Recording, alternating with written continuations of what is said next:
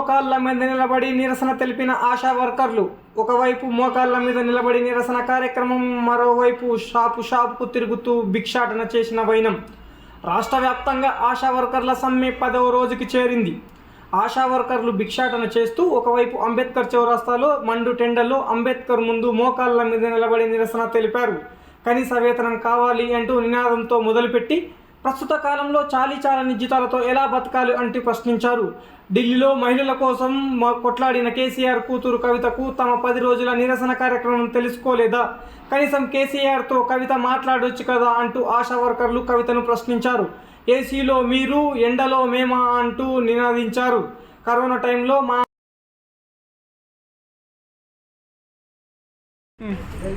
ఏఎన్సీలు, పిఎన్సీలు plus పిల్లలకి injections, తర్వాత government delivery ఉంటేనే మాకు 9,750 రూపాయలు వస్తాయి. డెలివరీ లేకుంటే అక్కడ 1,400 కట్ అవుతాయి. ప్రతి ఏఎన్సీ లేకుంటే అక్కడ కట్ అవుతాయి. మాకు మినిమము నెలకు 7-8 వేల కన్నా ఎక్కువ రావు. ఇంకా చాలామందికి తక్కువనే వస్తాయి, 5,000 కన్నా తక్కువనే వస్తాయి మాకు. కాబట్టి ఇప్పుడు పెరుగుతున్న ధరలకు మాకు జీతాలు సరిపోవట్లేదు. అందుకే మేము సమ్మె చేస్తున్నాము.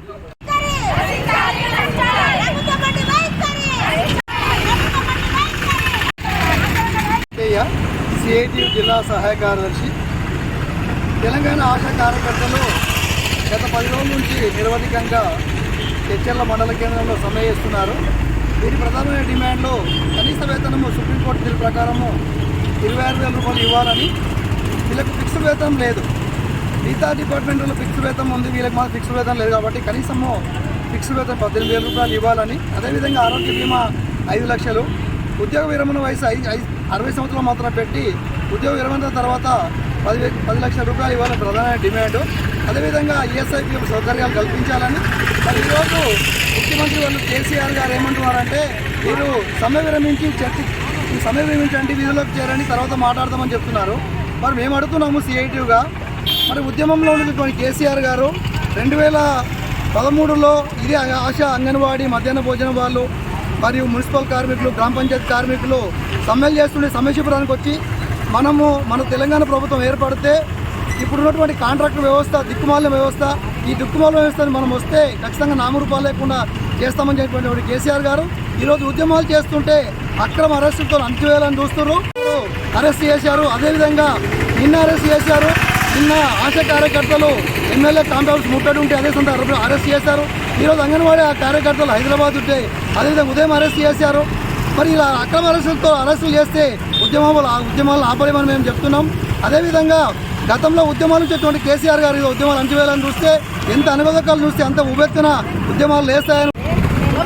9వ రోజు ధర్నా చేస్తున్నాము, 10వ రోజు ధర్నా చేస్తున్నాము. కాబట్టి మాకు పారిశోధకం కావాలి, మాకు ఫిక్స్డ్ కావాలి, మాకు హెల్త్ బాగాలేకుండా చూసుకోవాలి కేసీఆర్ సారు.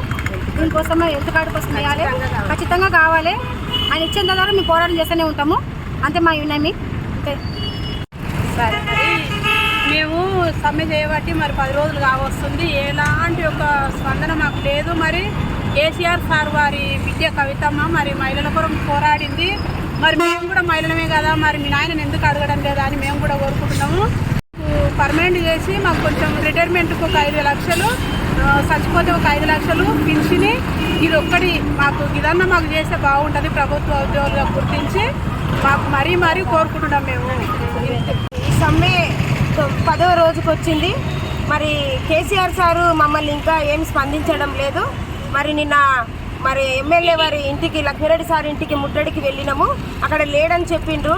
సరే అని మేము మళ్ళీ వచ్చాము. కానీ మాకు ఫిక్స్డ్ వేతనము అనేది చేసే వరకు మేము ఈ పోరాటము ఆపము. ఒకవేళ ఫిక్స్డ్ వేతనం చేస్తే సరిపోయే, ఒకవేళ వాళ్ళ బిడ్డలే ఈ విధంగా రోడ్లపైన ఉంటే ఎలాంటి స్పందన వస్తుందని మేము ప్రభుత్వాన్ని డిమాండ్ చేస్తున్నాము. మరి మాకు కూడా మమ్మల్ని కూడా అదే గుర్తించుకొని మమ్మల్ని కూడా ఒక ప్రభుత్వ ఉద్యోగులుగా గుర్తించాలని అడుగుతున్నాము.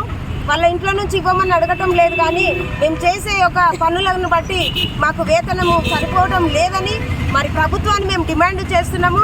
మా డిమాండ్ల ప్రకారము వాళ్ళు కూడా మమ్మల్ని స్పందించాలని ప్రభుత్వాన్ని కోరుకుంటున్నాము.